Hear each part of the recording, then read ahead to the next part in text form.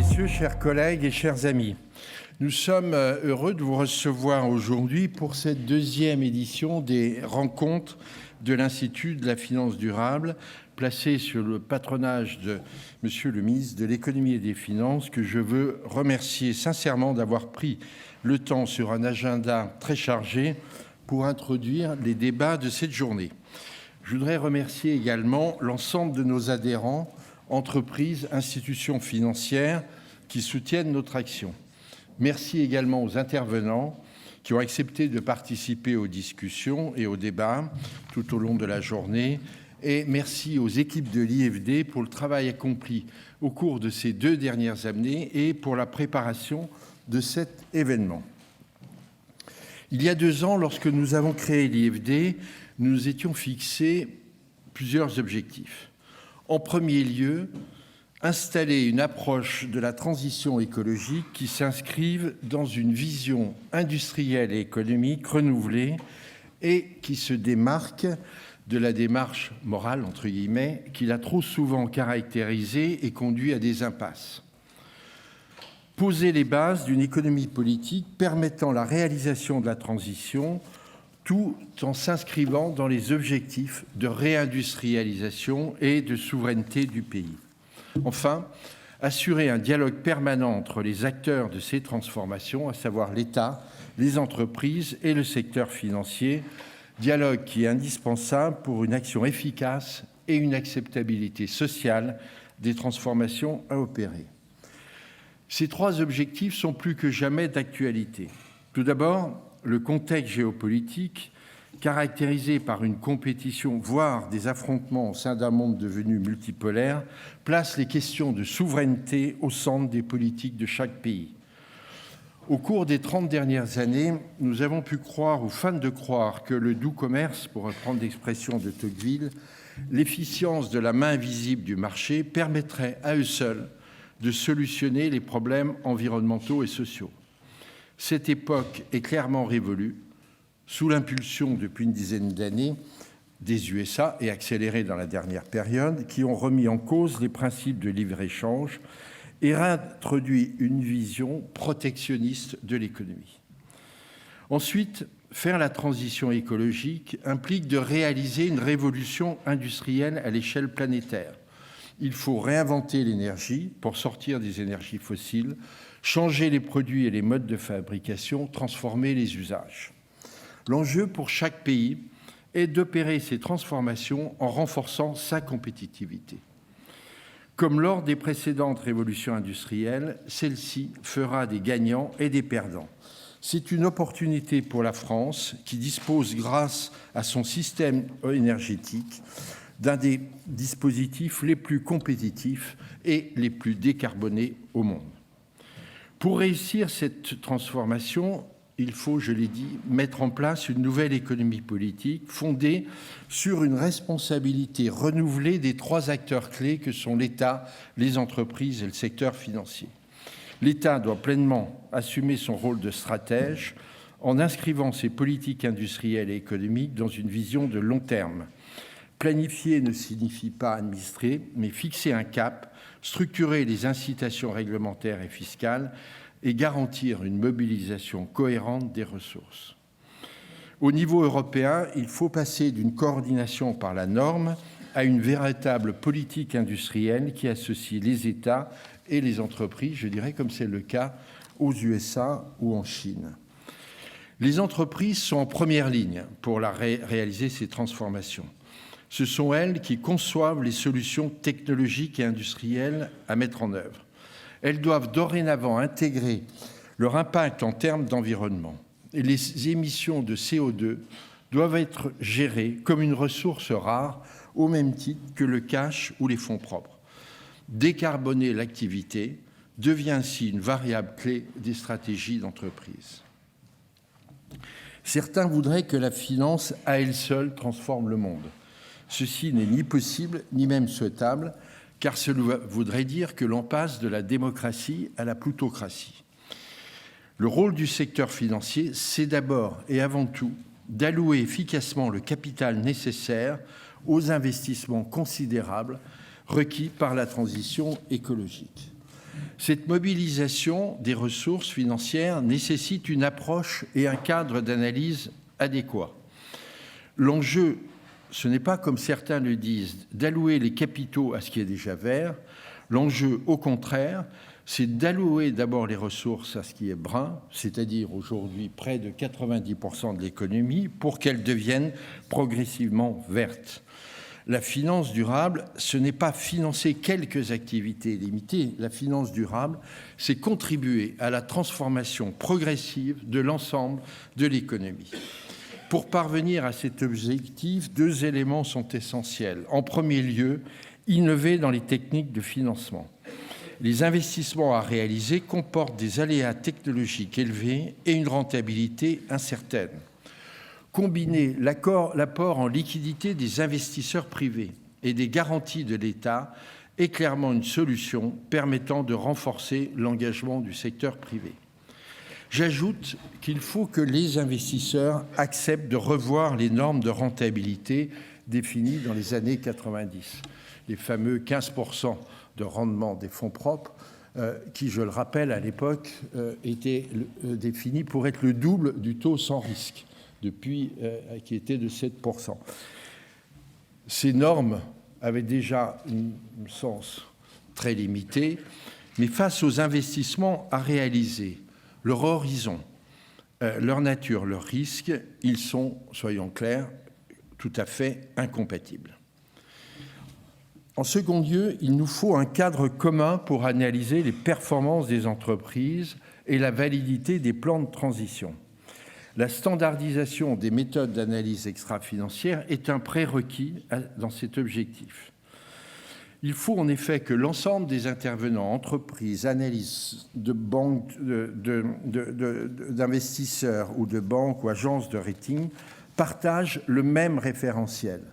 Ainsi pourra progressivement se créer une discipline de marché sur les questions de climat analogue à la discipline de marché financière qui s'est formée dans les années 80.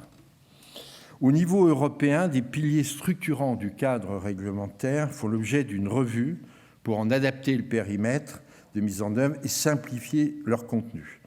Ces travaux sont nécessaires et doivent permettre de revenir à l'essentiel.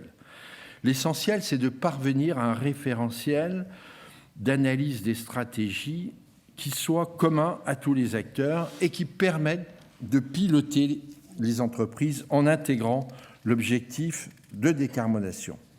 La puissance d'un référentiel n'est pas, en effet, pas corrélée au nombre d'indicateurs, mais à sa pertinence et au consensus dont il fait l'objet.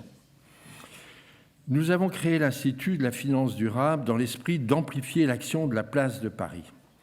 Son esprit est celui du dialogue, de la co-construction et du consensus qui se reflète dans sa gouvernance avec la participation de l'ensemble des parties prenantes, qu'elles soient entreprises, institutions financières, pouvoirs publics et experts. L'année 2024 est marquée par l'achèvement de notre plan de travail initial avec la publication d'un plan d'action pour le financement de la transition qui a été complété par un plan pour le bâtiment et qui sera bientôt complété par un plan pour le financement de l'agriculture.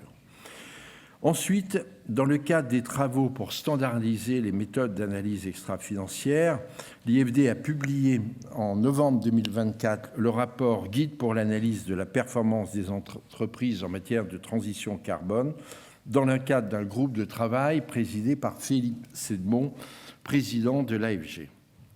Ce guide d'analyse constitue un élément essentiel pour parvenir à une approche homogène des différents acteurs.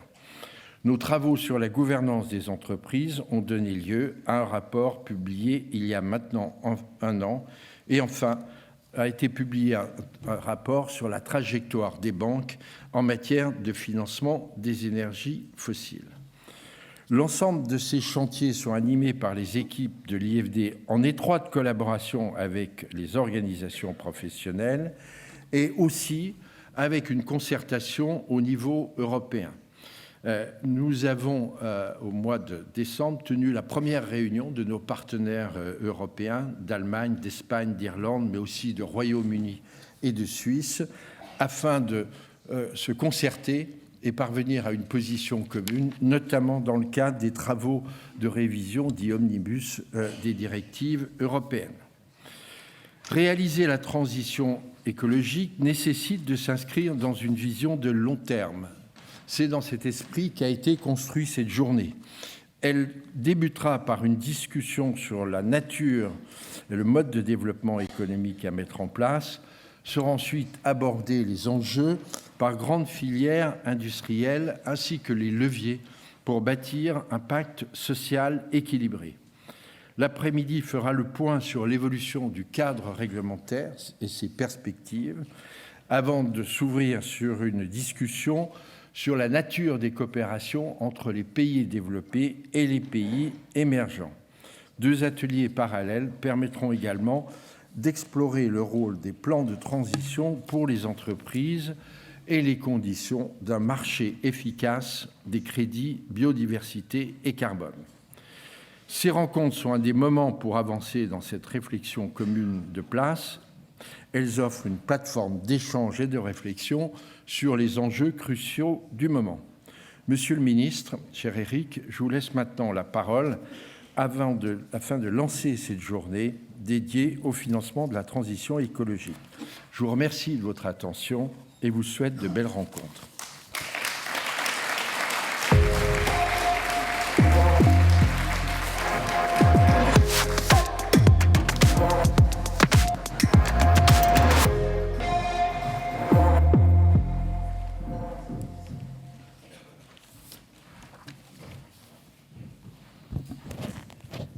Bien, Monsieur le ministre, cher Arnaud Montebourg, Monsieur le Président, cher Yves Perrier, ravi de te retrouver autour de ce bel événement. Mesdames et Messieurs, chers amis, je suis ravi de vous retrouver et ce n'est pas une formule de politesse. La finance durable, la transformation écologique, sont au cœur de mes priorités depuis de nombreuses années. Et pour celles et ceux qui suivaient l'actualité de la Caisse des dépôts, c'était la première priorité de la Caisse des dépôts. Je crois que ça l'est toujours, en tout cas je l'espère, mais je le crois.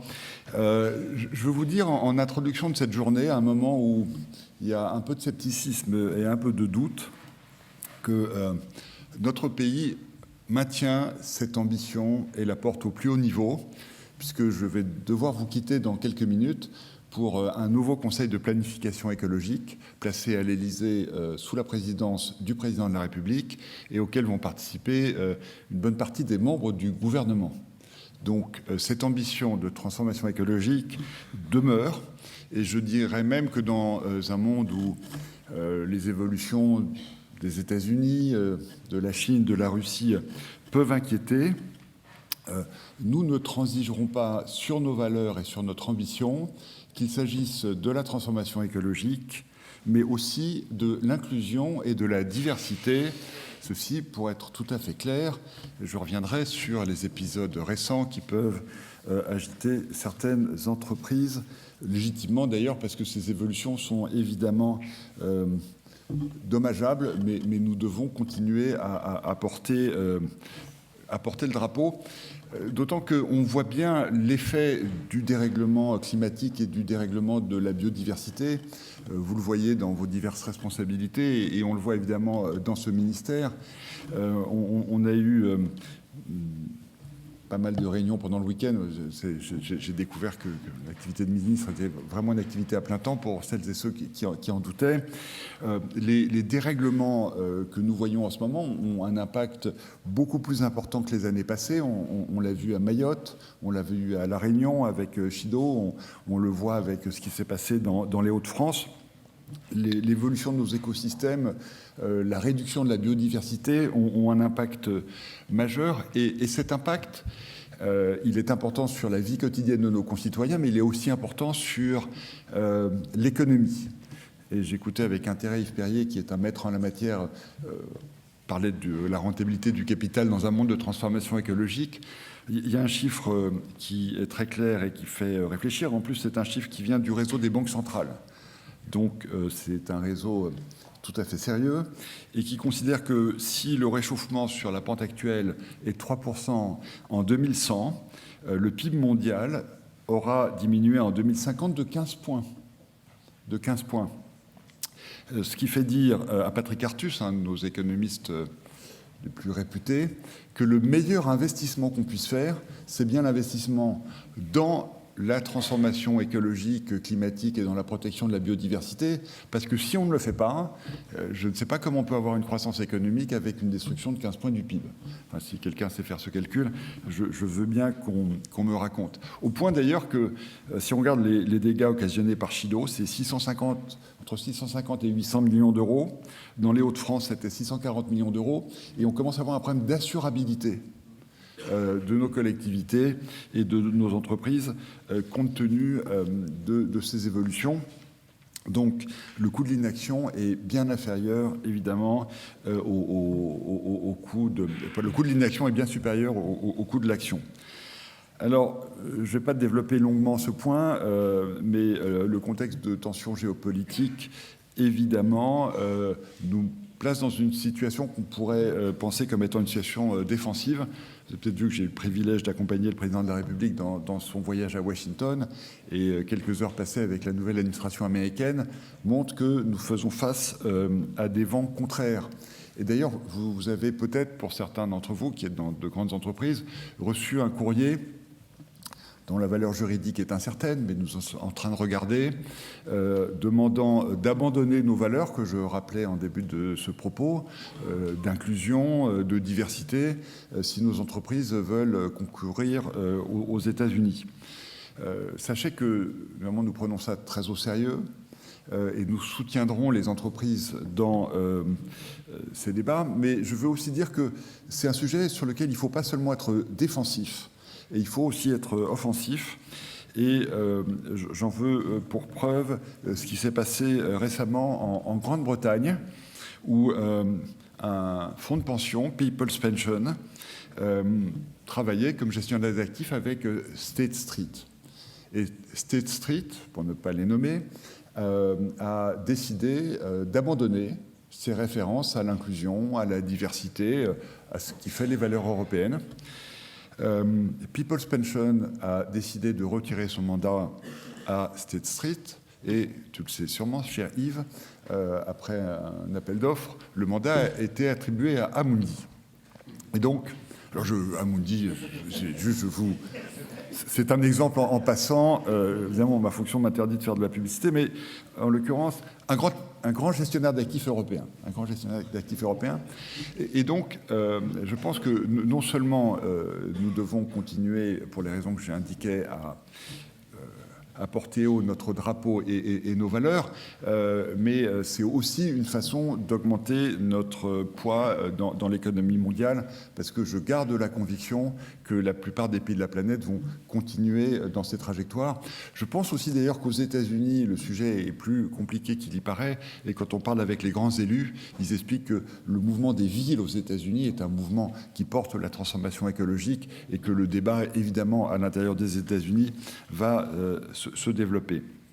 Alors, le développement de la finance durable est un des points importants de la place de Paris, d'où la création de cet institut. Et évidemment, ce ministère soutient le développement de la place de Paris, qui est un élément très, très important de compétitivité. Et vous me permettrez de profiter de cet échange avec vous pour continuer à porter un sujet que nous avons lancé ici avec mon collègue Sébastien Lecornu il y a une dizaine de jours, qui est celui de la défense nationale et européenne. Pourquoi est-ce que j'en parle quand on parle de finance durable ?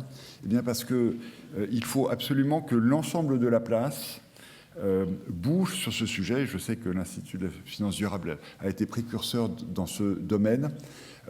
La défense nationale fait aussi partie des sujets qui sont conformes aux règles ESG pour des raisons qui sont très simples et qui sont, je dirais, cumulatives. La première raison qui est essentielle, c'est que dans les règles ESG figure précisément la démocratie, la promotion de la diversité, d'une économie inclusive, d'une économie qui protège contre le dérèglement climatique. Et pour pouvoir continuer à porter ce projet, eh bien, il faut que l'Europe reste indépendante, il faut qu'elle reste libre. Et donc, défendre l'Europe, c'est aussi défendre l'ensemble de ses valeurs. Et de ce côté-là, c'est même au cœur du projet démocratique. On en retrouve aujourd'hui malheureusement l'acuité compte tenu de la guerre qui se déroule non pas à nos frontières mais sur notre continent. Mais c'est un élément tout à fait important. La deuxième série de raisons, c'est que les entreprises de la base industrielle et technologique de défense sont souvent des entreprises exemplaires en termes de parcours professionnel des personnes qui travaillent, en termes de bilan carbone auquel elles sont soumises comme les autres, et puis aussi en termes de développement de nos territoires, sont des usines qui irrigue l'ensemble de nos territoires. Donc il y a vraiment un changement à opérer pour remettre ces entreprises de la BITD au cœur de notre projet collectif. Et puis enfin, et c'est peut-être le plus important, en faisant cela, qu'est-ce que nous protégeons ? Nous protégeons pas seulement nos valeurs, nous protégeons la paix. Nous protégeons la paix. Il est évident, même s'il y a eu des propos divers auxquels j'ai moi-même participé d'ailleurs sur économie de guerre, économie de paix, mais je pense à la fin que ce que nous voulons construire, c'est évidemment une économie de paix. Et c'est pour cela que je souhaite que la place continue à promouvoir ce segment très, très important. Alors, Yves a dit dans son introduction que la finance ne peut pas forcément transformer le monde parce qu'il y a aussi la démocratie. Alors, merci Yves de ce rappel important. On va un peu inverser les rôles. Je pense quand même depuis longtemps que la finance a le pouvoir de transformer le monde, dans un cadre démocratique. Et j'ai d'ailleurs commis un ouvrage il y a quelques années qui est un ouvrage qui parle de la finance utile. Le levier financier, il est absolument exceptionnel. Et on voit bien que si tous les investisseurs de la planète appliquaient les règles de la finance durable, eh bien, nous aurions une planète qui deviendrait une planète qui lutterait contre le dérèglement climatique, qui serait inclusive, qui lutterait contre la biodiversité. Donc, le levier financier est absolument essentiel, raison pour laquelle je suis heureux d'introduire avec Yves cette journée. Et la place de Paris et la place européenne, d'ailleurs, détient déjà beaucoup d'outils qui permettent d'aller dans ce sens. 60% des fonds d'investissement de l'Union européenne, soit 7 000 milliards d'euros, promeuvent des objectifs environnementaux et sociaux, et évidemment, nous allons maintenir cela. Le stock d'obligations vertes de l'Union est de 780 milliards d'euros, et les acteurs de la finance durable peuvent s'appuyer sur des instruments puissants mis en place. La taxonomie européenne, même si elle fait l'objet de débats et peut être un peu simplifiée dans le cadre de la directive Omnibus dont on a parlé, et puis les réglementations CSRD et CS3D, dont j'entends bien qu'elles portent de la complexité pour les entreprises. Je reparlerai à nouveau de la Caisse des dépôts, veuillez m'en excuser, mais je l'ai quitté il n'y a pas si longtemps que ça. C'est vrai que la Caisse des dépôts, qui s'était volontairement soumise à CSRD, a dû faire un travail important, mais en même temps, ce travail permet de mieux mesurer l'action, et si on veut lutter contre le dérèglement climatique, c'est bien d'en mesurer les effets. Et ça contribue aussi avec les labels. Moi, je crois beaucoup au label ISR, qui d'ailleurs a été simplifié et enrichi récemment. Tous ces outils normatifs vont nous permettre d'accélérer la lutte contre le dérèglement climatique. Il y a eu, il ne faut pas se le cacher, un changement d'équilibre, notamment depuis l'arrivée de Trump. Et l'impératif de simplification s'est ajouté à l'impératif de développement durable. Pour participer aux discussions du comité ECOFIN de l'Union européenne, je suis convaincu qu'un équilibre entre les deux peut être trouvé.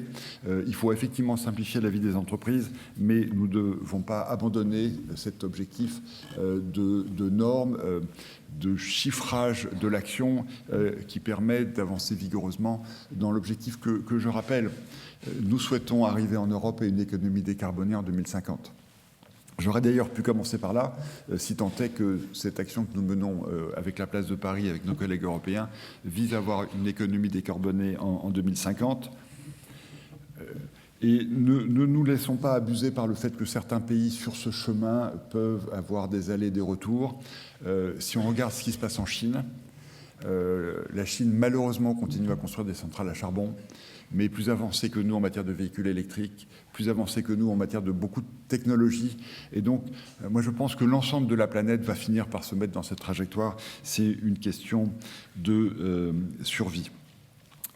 Il faut pour cela se mettre dans des trajectoires de long terme, et c'est un des sujets sur lesquels notre pays a véritablement des atouts. Je veux rappeler aussi à un moment où ça fait débat dans la classe politique que nous avons une trajectoire de décarbonation énergétique avec notre PPE, la planification énergétique du pays. Alors il y a un débat sur lequel je veux revenir rapidement devant vous. On nous reproche que ce débat n'ait pas lieu devant le Parlement. On ne fait qu'appliquer la loi. La loi prévoit qu'il y a des discussions nombreuses qui ont lieu depuis 2 ans, dans une longue série d'instances. Alors peut-être que dans la simplification, enfin bon, je passe. Et qu'ensuite, la PPE fait l'objet d'un décret qui est présenté au Parlement de la République. Voilà, donc nous appliquons la loi. Il y aura bien un débat au Parlement sur la PPE, mais dans le cadre qui est fixé par la loi. L'élément important, c'est que nous nous mettons avec des centaines de milliards d'investissements, 70 milliards sur les 6 nouvelles centrales nucléaires, 100 milliards sur le réseau d'électricité de RTE, des sommes aussi très importantes chez Enedis, parce que la transformation écologique, c'est l'électrification de l'économie. Vous savez que Lénine disait le communisme, c'est l'électrification des soviets, donc on va oublier transitoirement les soviets, mais l'électrification demeure, et donc nous avons besoin de cette électrification, et c'est grâce à cela que nous serons dans une économie zéro carbone en 2050, même si la PPE nous projette pour le moment en 2035, et puis la publication du plan national d'adaptation au changement climatique. Je le dis avec regret, mais non seulement nous devons nous préparer à une économie bas carbone, mais nous devons aussi nous adapter, puisque je l'ai dit en introduction, le dérèglement climatique commence à produire ses effets, et donc il faut investir pour nous adapter.